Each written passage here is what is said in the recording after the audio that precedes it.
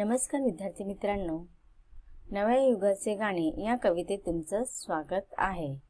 आज आपण बालभारती पाठ्यपुस्तकातील धडा क्रमांक 4 नव्या युगाचे गाणे ही कविता अभ्यासणार आहोत आणि या कवितेचा हा सेशन क्रमांक 3 आहे।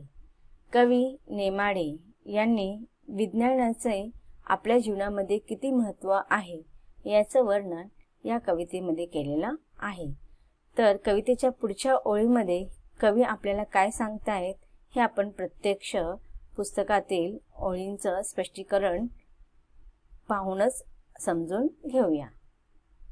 कवितेच्या पुढच्या ओळींमध्ये कवी सांगत आहे की नवी चेतना अंतरी स्फुरली, दुबळेपण गेले, नैराश्याच्या होळीमधून तेज नवे आले, मानवतेच्या मार्गावरती उठती जरी ज्वाला, अमरत्वाचे फुले वेचुनी गुंफूया माला।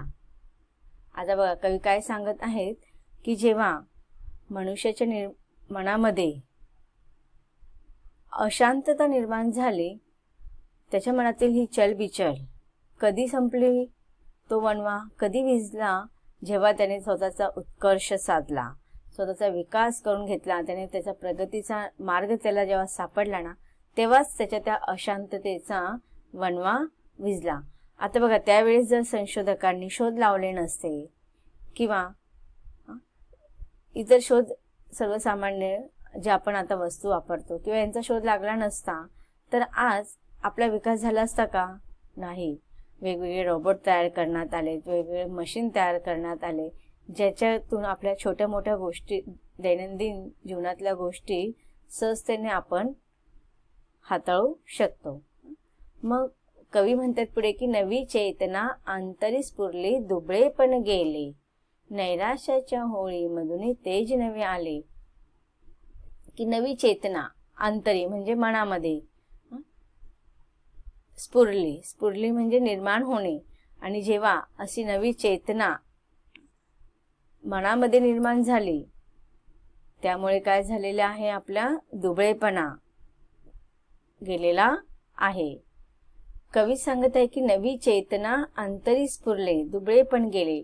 नवी म्हणजे नवीन, चेतना म्हणजे उत्साह, अंतरी म्हणजे मनामध्ये, स्फुरली म्हणजे निर्माण होणे, दुबळेपण म्हणजे आपल्यातला जो कमीपणा आहे। मग आपल्यातला हा कमीपणा जेव्हा आपल्या जीवनातून नष्ट झाला तेव्हा आपल्या जीवनामध्ये नवीन उत्साह निर्माण झाला। आता बघा जेव्हा चाकाचा शोध लागला तर वेगवेगळ्या गाड्यांची निर्मिती झाली की नाही। पत्र बघा अगोदर काय व्हायचे, 15 दिवसानंतर पत्र पोहोचायचे। मग पत्राचे जो संदेश आपण देतो, पत्राचा उपयोग कशासाठी करतो की संदेश देण्यासाठी, पण आज आपल्याकडे मोबाईल आहे की नाही, मोबाईलचा उपयोग आपण कधीतरी चांगल्या गोष्टींसाठी करतो। अगोदर बघा टेलिफोन आला, घरामध्येच तो ठेवायला जायचा, पण त्याच्यातून पण आपण एकमेकांबरोबर लांब राहून सुद्धा संपर्क साधू शकत होतो। आज मोबाईलचा आपल्याला इतका उपयोग होतो की प्रत्येक गोष्टीसाठी आपल्याला मोबाईल लागतो। जर समजा आपल्याला काहीतरी निरोप द्यायचा आहे, कोणाला तात्काळ निरोप द्यायचा आहे, तर आपण काही क्षणामध्ये तो निरोप पोहोचू शकतो। किंवा मग जर समजा एखाद्या व्यक्तीला नोकरी लागली, ते त्याचं अपॉइंटमेंट लेटर किंवा त्याच्या ज्या काही फॉर्मॅलिटीज असतात, अगोदरच्या काळामध्ये बघा त्या फॉर्मॅलिटीज पूर्ण व्हायला फार वेळ लागायचा, कारण की ते जेव्हा नोकरी मिळाली तर कंपनीकडून लेटर त्याला घरी पोहोचवणार, मग घर पोहोच झाल्यानंतर तो नोकरीवरती रुजू होणार। कधी कधी तर काय व्हायचं, जी नोकरीची जी तारीख असायची रुजू होण्याची, ते तारखेनंतर लेटर त्यांना पोचायचं, त्यामुळे त्यांच्या हातातली नोकरी सुद्धा निघून जायची। पण आता काय होतं, मोबाईलच्या माध्यमातून, कॉम्प्युटरच्या संगणकाच्या माध्यमातून आपण ईमेलद्वारा तत्काळ असे संदेश पाठवू शकतो, जेणेकरून आपल्या जीवनामधला जो दुबळेपणा आहे, म्हणजे आता दुबळेपणा म्हणजे आता आपण इथे म्हणू शकतो की जर दुबळेपणा कधी जातो आपल्याला, जर समजा आपल्याला उत्पन्नाचा मार्ग मिळाला, पैसे कमवण्यासाठी जी नोकरी असते ती जर आपल्याला मिळाली, तर आपल्या जीवनामध्ये जे आपण निराश झालेलं असतो ते आपलं निराशा निघून जाणार आहे। आता बघा तेव्हा शेतीच्या आजकाल आधुनिक तंत्रज्ञान आलेले आहेत, आधुनिक अवजारांचा वापर आपण करतो, कारखाने निर्माण झाले, कारखाने निर्माण झाल्यामुळे बऱ्याचशा लोकांना नोकऱ्या मिळाल्या, उद्योगधंदे वाढलेले आहेत. मग अशा रीतीने लोकांनी आपल्या विकासाचा मार्ग निर्माण केलेला आहे. आणि जेव्हा हा आपला दुबळेपणा, आपला जो कमीपणा होता, ज्यामुळे बघा कधी आपण जेव्हा आपल्या हातामध्ये पैसे असतील तर आपण आपला विकास करू शकतो की नाही. तर तसंच आपला हा दुबळेपणा आपल्या नवीन आधुनिक तंत्रज्ञानाच्या किंवा विज्ञानाच्या शोधामुळे आलेला आहे. आणि अशा रीतीने आपल्या मनामध्ये नवीन चेतना, नवीन उत्साह निर्माण झालेला आहे. बघा तुम्हाला पण शाळेमध्ये टीचर, एखादा विद्यार्थी अभ्यासामध्ये मागे असेल किंवा काही कारणास्तव तो अभ्यासामध्ये लक्ष देत नसेल तर शिक्षक आहेत ना, त्यांचा तो दुबळेपणा ओळखतात. आणि तो शिक्षकांना माहिती असतं की प्रत्येक विद्यार्थी हा हुशारच असतो, त्याच्यामध्ये काही ना काही गुण असतात, सुप्त गुण असतात. मग त्यांच्यातला ते जो सुप्त गुण ओळखून त्यांच्यामध्ये तो काहीतरी चांगलं निर्माण करण्याची क्षमता जर असेल, जर काही मुलं अभ्यासामध्ये हुशार नसतात पण काही मुलं दुसऱ्या गोष्टीमध्ये हुशार असतात, त्यांचं खेळामध्ये किंवा काय, मग असे शिक्षक असतात ना, त्यांच्यातला दुबळेपणावरती मात करण्यासाठी त्यांच्यामध्ये जे सुप्त गुण असतील ना, त्यांच्या विकासाला चालना द्यायचा प्रयत्न शाळेमध्ये केला जातो. आणि मग अशा त्या विद्यार्थ्याला कळतं की माझ्यामध्ये जरी मी अभ्यासामध्ये पुढे जाऊ नाही शकत पण मी खेळामध्ये पुढे येऊ शकतो, माझ्याकडे वक्तृत्व चांगलं आहे किंवा माझ्याकडे नृत्यकला चांगला आहे, माझ्याकडे संगीत चांगलं आहे, मला गाणं चांगलं बोलता येतं, मला चित्र छान काढता येतं. तर अशा वेळेस जेव्हा शाळेतील शिक्षक आणि शाळा त्याला त्याच्यातले सुप्त गुण हेरून त्याचा विकास करायला त्याला चालना देतात, तेव्हा तो विद्यार्थी त्याच्यातला तो दुबळेपणा नष्ट करतो आणि त्याच्या अंगी असलेले जे गुण असतात ना, ते गुण विकसित करण्यासाठी त्याला उत्साह मिळतो. नैराश्याच्या होळीमधून तेज नवे आले. बघा, जेव्हा सर्वसामान्य रूपामध्ये जर पाहायचं म्हटलं की ज्या कुटुंबामध्ये 2 वेळचं अन्न कमावण्यासाठी जर पैसा नसेल तर त्यावेळेस त्याला नैराश्य येतं. असे नैराश्य आपण नैराश्याच्या व्याख्या बऱ्याच असू शकतात. जर वैयक्तिक दृष्टीने पाहिलं तर आपण एक उदाहरण म्हणून घेऊया की जर एखाद्या कुटुंबामध्ये जर कोणीही घरात कमवते नसतील तर त्या कुटुंबामध्ये नैराश्य निर्माण होतं की नाही. पण अशा ह्या नैराश्यावरती मात केलेली आहे. वेगवेगळे बघा उद्योगधंदे लोक आज करू लागलेले आहेत. कारखान्यांमध्ये किंवा संगणकाच्या साहाय्याने बऱ्याचशा गोष्टी आपण काय करतो, तत्काळ Naukri.com वरती किंवा असं नोकरी शोधत राहतो आणि मग जेव्हा त्याला नोकरी मिळते तेव्हा त्याच्या जीवनातलं नैराश्य दूर होतं. आता आपल्या देशामध्ये पण बघा ना, किती नैराश्य स्थापित झालेलं आहे की नाही. याच्या आधी सुद्धा आपल्या देशावरती बरेच संकट आलेले आहेत, पण त्या संकटांना आपण काय केलेलं आहे, त्याचा सामना केला. आपल्या देशा जेव्हा परतंत्रात होता तेव्हा सुद्धा आपल्या क्रांतिकारांनी काय केलं, ती नैराश्य काय केलं, मनातून काढून टाकलं आणि ती होळीमध्ये पेटवून दिलेली आहे. आणि मग नैराश्याची ही होळीमध्ये सगळं अनावश्यक गोष्टी किंवा अनावश्यक प्रथा त्या आपल्या जीवनातून काढून टाकणे. जसं की अगोदर बघा, अंधश्रद्धा जास्त असल्या कारणाने कोणी आजारी पडले तर डॉक्टरकडे न जाता एखाद्या बुवाकडे जाणे किंवा तरी अंगारा लावणे, लिंबू उतरून टाकणे, अशा बऱ्याचशा गोष्टी लोकांच्या जीवनामध्ये सर्रास व्हायच्या. पण जेव्हा विज्ञानाचा आधार लोकांच्या जीवनामध्ये आला, विज्ञानाने लोकांच्या जीवनामध्ये प्रकाश टाकला, मग ते साक्षर झाले की नाही. निरक्षरतेतून लोक साक्षरतेकडे आले आणि साक्षरता त्यांच्या जीवनामध्ये आल्यामुळे त्यांना कशा रीतीने मनुष्याचा जीव वाचवू शकतो, हे एखादा व्यक्ती आजारी पडला तर त्याला डॉक्टरकडेच नेलं पाहिजे.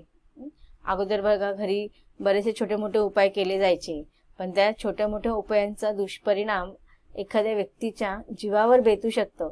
ही गोष्ट शिक्षणाच्या माध्यमातून, विज्ञानाच्या माध्यमातून लोकांना कळलं आणि अशा रीतीने नवीन नवीन शोध आल्यामुळे लोकांच्या जीवनामध्ये उत्साह निर्माण झाला, लोकांचा दुबळेपणा तिथे नष्ट झाला आणि जे लोक निराश झालेले होते त्यांनी त्यांची जी नैराश्य जीवन होतं ते होळीमध्ये जाळून टाकलं.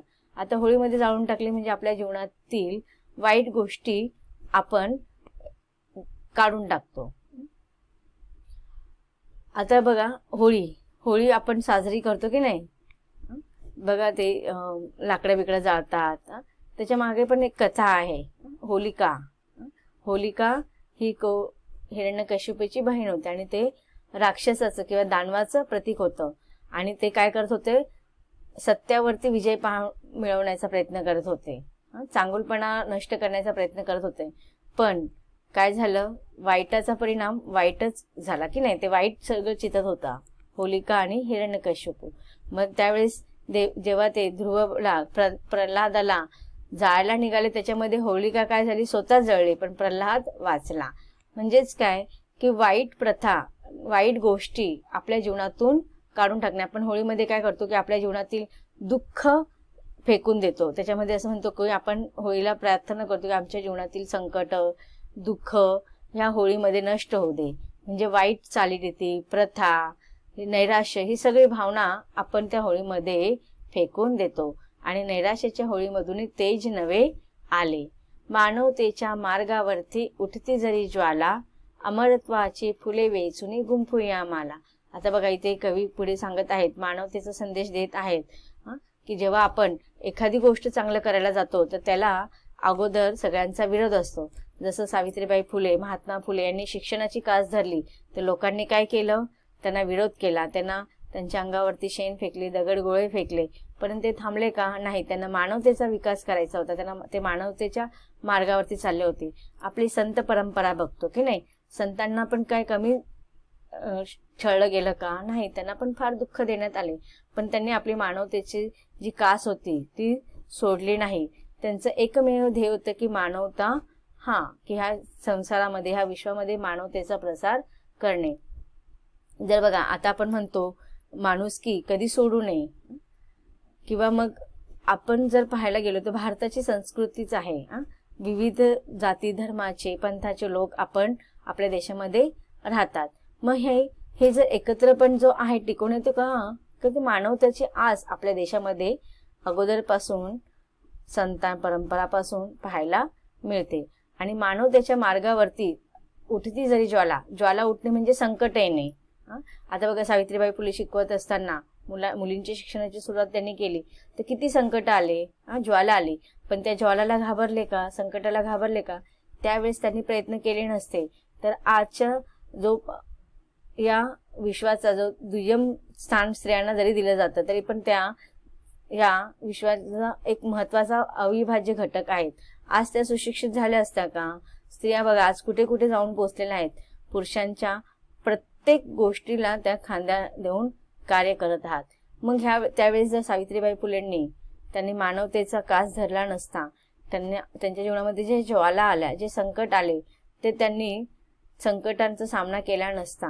संकट येणारच. कोणतेही चांगलं कार्य करत असताना समाजाला कोणतेही बदल लगेच स्वीकारायचा नसतो. तो स्वीकारताना अनेक संकटांना सामना द्यावा लागतो. आणि हा बदल मग जेव्हा एकदा स्थापित होतो तेव्हा ही संकट आपोआप नाहीशी होतात.